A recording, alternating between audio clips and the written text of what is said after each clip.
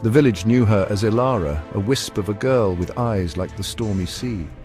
Orphaned at a young age, she lived with old Thomas, the woodcarver, in a cottage at the edge of Whispering Pines.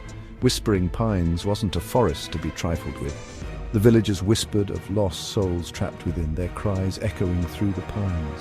Illara, however, felt only peace beneath its boughs. One crisp autumn evening, a frantic villager burst into their cottage. "Old Thomas, it's Mary, the baker's daughter. She's gone missing near Whispering Pines."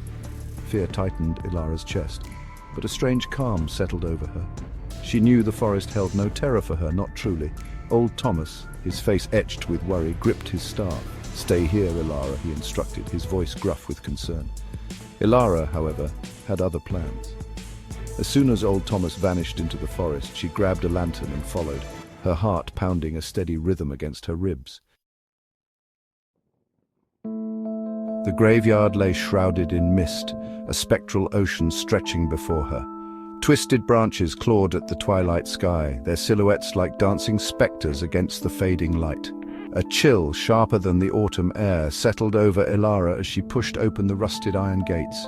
The scent of damp earth and decaying leaves filled her nostrils, a macabre perfume that sent shivers down her spine. The path was treacherous, strewn with broken headstones and choked with weeds. Each step was a whispered prayer, a plea for safety in this realm of the departed. The wind moaned through the trees, a mournful symphony that sent goosebumps erupting over Ilara's skin. She clutched her lantern tighter, its flickering flame her only solace in the encroaching darkness. Ahead, a shape materialized through the mist, a small figure huddled beneath a gnarled oak. Ilara's breath caught in her throat. Could it be Mary? As she drew closer, the figure turned, and Illara gasped. It wasn't Mary, it was a boy no older than 10, his face streaked with tears and dirt. He wore clothes that spoke of another time, simple and rough-spun. He looked up at Illara, his eyes wide with a fear that resonated deep within her. "Lost," he whispered, his voice a mere thread of sound. "I'm lost." Illara fought back the tremor that ran through her. This was no ordinary child. He was a phantom, a lost soul, whispered about in hushed tones by the villagers. Yet fear was eclipsed by a wave of sympathy. She knew what it meant to be alone, to be lost in a world that no longer recognized you. "Don't be afraid," she said, her voice surprisingly steady. "I'll help you find your way." The boy shook his head, his expression racked with despair. "I can't leave," he murmured, his gaze fixed on a moss-covered headstone. "Not until she remembers."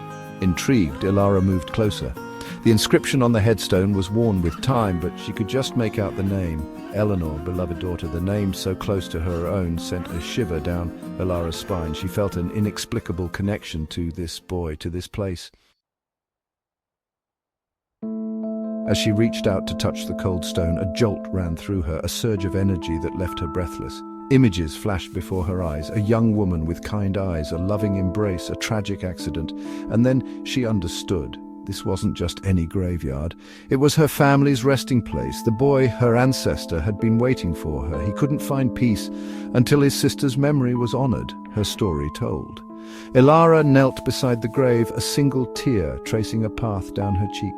She wasn't just Illara, the orphan. She was Illara, the guardian of Whispering Pines, the keeper of her family's legacy. As dawn painted the sky with hues of rose and gold, the boy smiled, a look of peace settling over his features. He faded then, dissolving into the mist like a whisper on the wind. Illara remained, a silent promise etched in her heart. She would tell their story. She would ensure they were never forgotten. And within the shadows of Whispering Pines, she would find her true home.